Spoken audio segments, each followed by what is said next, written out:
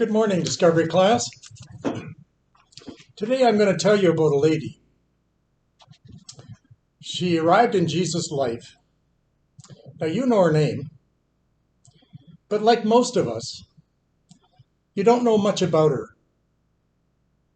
She first shows up in the New Testament in the book of Luke, chapter 8, verse 2. Very troubled. She had 7 afflictions that had locked her in the prison of her mind. Now, I'm not sure what they are. I have no idea. Could have been embarrassment.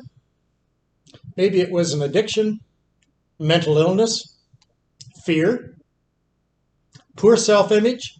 Maybe she was divorced. Maybe she was a prostitute. Maybe she was loaded with shame. Depression. She had been abused, abandoned, rejected. The list could go on.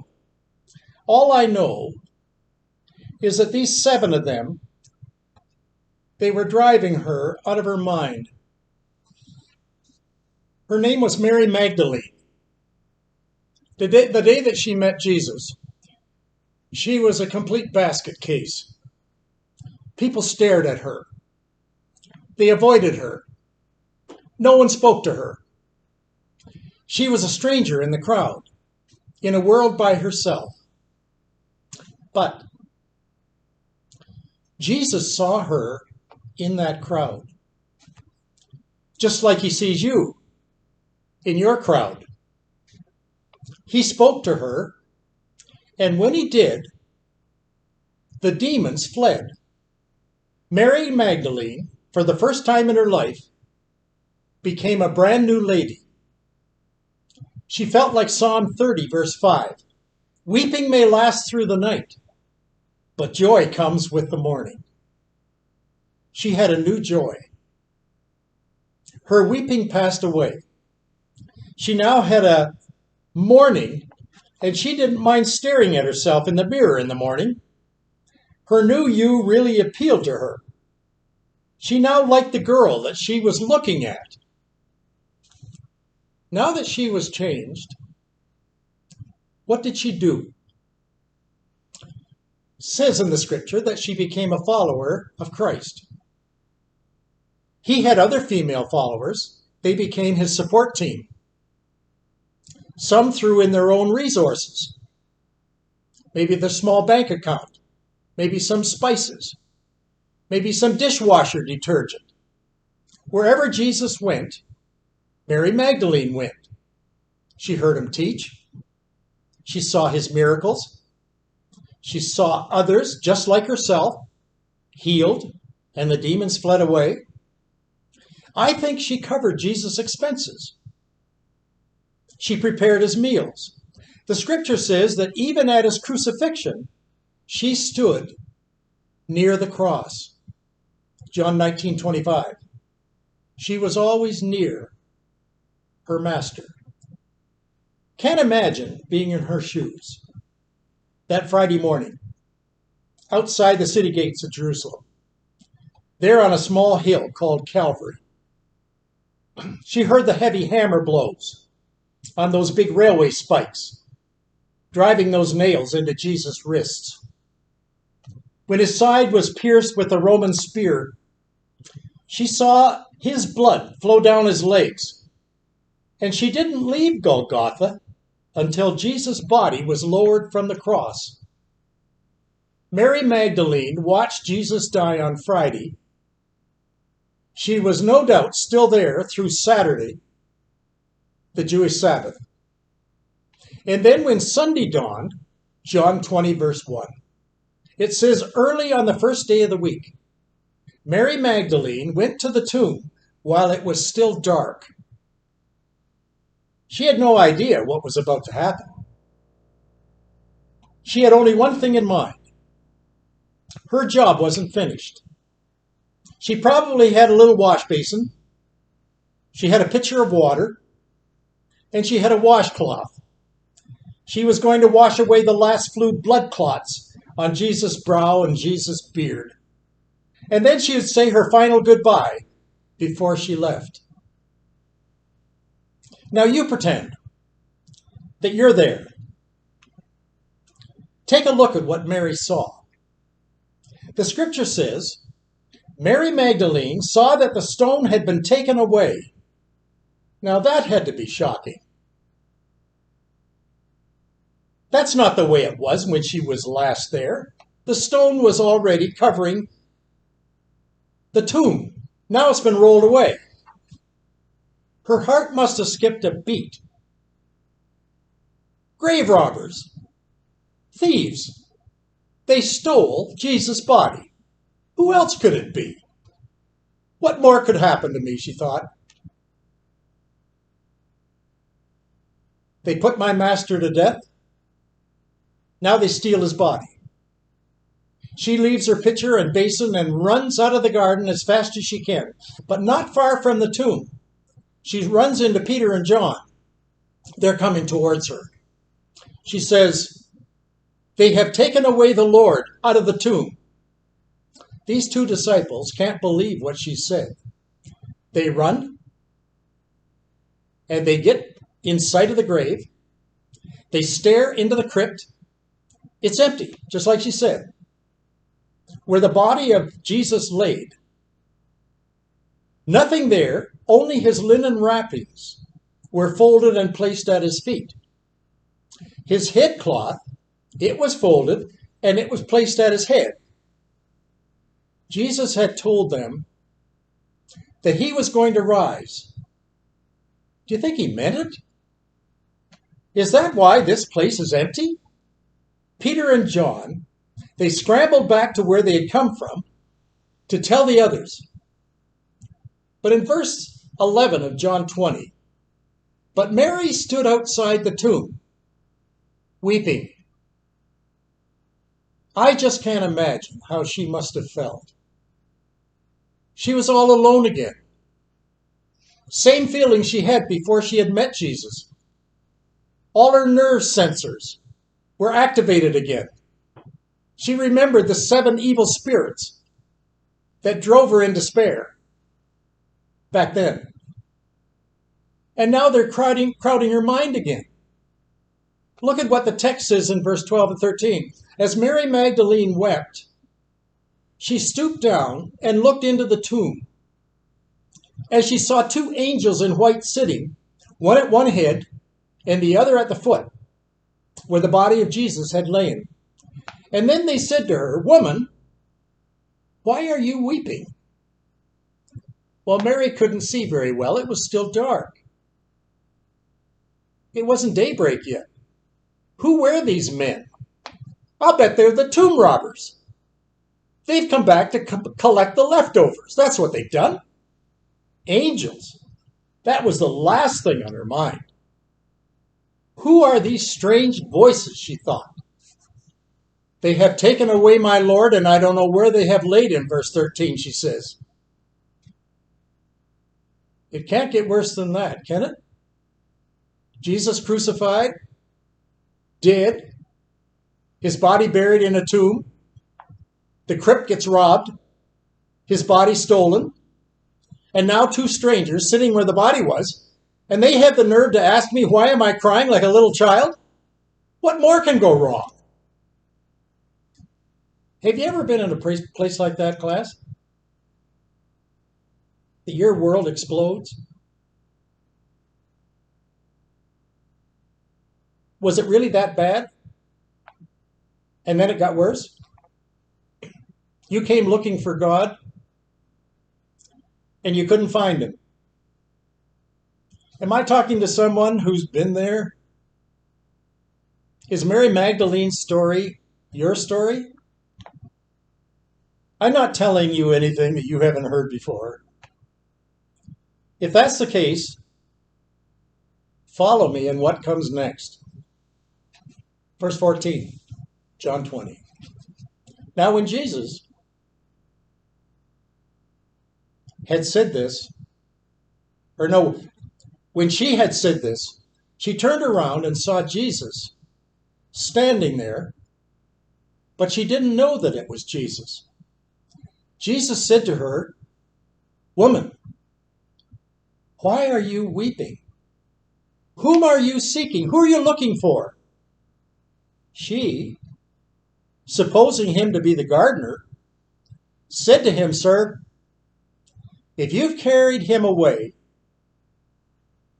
tell me, where did you take him, that I may come and get him? She had no idea that it was Jesus. Her mind and her heart was so broken, she didn't want to talk to a stranger. She just wanted to be alone. Then Jesus spoke to her again, and he called her by name. Verse 16, Jesus said to her, Mary. Mary. Now, I'm married to a Mary, have been for 57 years. It's the prettiest sounding name on earth to me. I can only imagine what's going on in Mary Magdalene's heart when the words came from Jesus' lips. Mary, Mary, it's me. It could have been the way he said it. It could have been the soft tone. Maybe it was his Galilean accent. Maybe the voice that she heard delivering all those messages to the crowds. Maybe it was like the voice that she heard when he prayed. I don't know. Mary, when she heard her name from his voice, everything inside her, I think, tingled. She knew the source. Verse 16. She turned and said to him, Rabboni, my pastor. Class, that moment, I think, in that setting, is the linchpin in the whole New Testament. Jesus dead is now Jesus alive. Weeping may last through the night, but joy comes in the morning. Mary Magdalene couldn't contain herself. She turned and she threw her arms around him. Verse 17, don't hold on to me so tight, said Jesus, because I have not gone yet to see the Father. At that point, she probably slipped down his body, fell to the ground, and she probably grasped his sandals. Isn't it remarkable that Jesus allowed himself to be touched? How tender is that? Verse 18, then Mary Magdalene came and told the disciples that she had seen the Lord and that he had spoken these things to her. Don't overlook the words to her. He had spoken these things to her. Jesus went first to her after the resurrection. What was his first act? To whom did he go? Mary Magdalene, the broken-hearted woman who once had 7 demons. Verse 18, then Mary Magdalene came and told the disciples that she had seen the Lord and that he had spoken all these things to her. Isn't it strange, class? Mary Magdalene, of all people, the first to see Jesus. There's no book in the New Testament named after her. We don't hear from her again after this story. There's no mention in the Gospels of any of her work. But he calls her by name, Mary. It's a message, I think, to all broken-hearted people. Am I speaking to a nobody? Your life has maybe been a train wreck.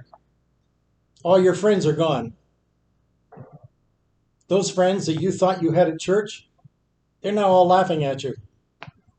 Your kids have turned their backs on you. You've thrown up your hands in the air and said, what's the use? Then someone comes by and calls your name. You've never been called your name like that before. In your tears and anxiety, you don't recognize him. But you're so desperate, you throw your arms around him, and at that moment, all things pass away, and all things become new. Let me tell you the story of Diet Eamon. I have a real soft spot for the Dutch because my only sister is married to one, and John's been my closest friend for years. It was in early morning hours of May the 10th, 1940. Diet Eamon awoke to the muffled sound of the deep drum beating. They weren't drums. They were parachutes, popping open high overhead. The 20-year-old hastened with her parents to the front lawn of their house, and they saw Nazi soldiers landing in the Netherlands. German Messerschmitts at that time buzzed all through the air and rained bullets over The Hague. Hitler had promised the Dutch that he would respect their neutrality. Liar. He broke every promise he made, that man. Diet, her family, went back into the house, and they turned on the radio. And there they heard the strangest thing. They heard the report, "We're at war." German paratroopers had just landed in Holland. Diet's heart trembled. She had a boyfriend named Heinz. Together, they had a lot in common. Both were from a Christian home. Both were believers, loyal to the Dutch roots. Both were incensed at the German oppression of the Jews. Heinz had read Hitler's manifesto, Mein Kampf, and he had told Diet that if Germany ever takes over Holland, something terrible is going to happen to their country. He was right. By the next year, 1941, the Nazis made every Jew in Holland wear a yellow star on their lapel. They were not allowed to travel. They couldn't go anywhere. Deportation notices soon went out to them, and they all had to leave Holland. They were going in special trains, and they were going to concentration camps away across the border in Germany. Diet was asked by a Jewish man if she would help him hide.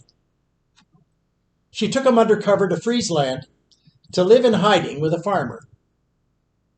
Both Diet and Heinz knew the risk. If they were caught, it meant death. That little plan to help one man go and hide on a farm away over in Friesland grew, and they began to help many Jews. But the risks and the stakes grew higher and higher. And during their last operation, Diet sensed a little voice in her heart saying, "You'd better have a good look at your Heinz. You may never see him again." 3 days later, April the 26th, 1944, Heinz was arrested, and he was sent off to Germany to Dachau. Diet, just shortly after, was arrested and sent to the women's concentration camp. Few rations, no soap, no towels, no toilet paper, but with a bobby pin, Diet scratched the words of Jesus on the brick wall of her prison cell. "Lo, I am with you always, even to the end." Matthew 28:20. Heinz, he did poorly at Dachau.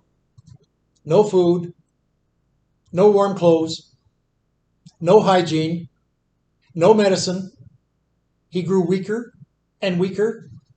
Finding he couldn't work in the work detail, couldn't eat. He was removed from the barracks, and he was never seen again. A fellow prisoner later told Diet that Heinz had displayed an inner beauty that he shared with all his comrades, and that the love of Christ flowed out of him to everyone that he met. Then a strange thing happened. Diet was released from prison after the war. She received a letter in the mail sometime before his death from Heinz. He scribbled a note on a piece of toilet paper, and he wrapped it in brown paper, and he addressed it like an envelope with the address to Diet. He threw it through the electrical barbed wire fence at Dachau in the dark one night when he snuck out, so that he could hide it through that fence and no one would see him do it. Someone had come by after the war, and they found that, and they put it in the mail, and they sent it to Diet. She got it, Here's what it says. Darling dear, don't count on our seeing each other again. We don't decide our lives. Remember, honey, we will never be sorry for what we did. And know this, Diet, every last human being in this earth, on this world, of all of them, I love you the most. Love, Heinz. I think when she got that letter, her mind went back to the brick wall with her little hairpin. Lo, I am with you always, even unto the end. Diet heard her name. I love you, Diet, most of all. Well, Jesus is calling your name, class, because he loves you most of all. That's our class today. I like to, at the beginning of one of the months that we have in our class, like to give you the birthdays of those who are celebrating their birthday and also the anniversaries. Here's the month of August with the names.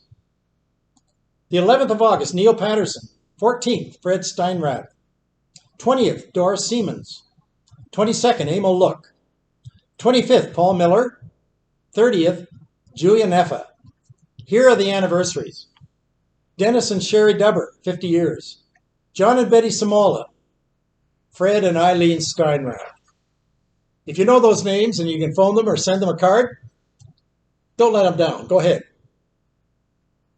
Now, I like to leave you with a smile from the sunny side of the street. Two neighbors were having coffee. One said to the other, I hear you go to church. Yes, said his friend. Do you believe in the Bible then? Said the other. Yes, said his friend, I believe in the Bible. Well, you probably believe that the sea parted and the Hebrews walked across on dry land. Do you believe that? Yes, said the friend, I believe that. Well, you probably believe that there's a fellow named Daniel down in the lion's den, and they didn't even touch him. Do you believe that? Yes, said his friend, I believe that. Don't tell me you believe that a whale swallowed a man by the name of Jonah. Do you? Yes, said the man with a smile. Well, when you get to heaven, what if Jonah isn't there? Well, said his friend, in that case, where you're going, you can ask him yourself. See you next week, class. Thanks for joining me.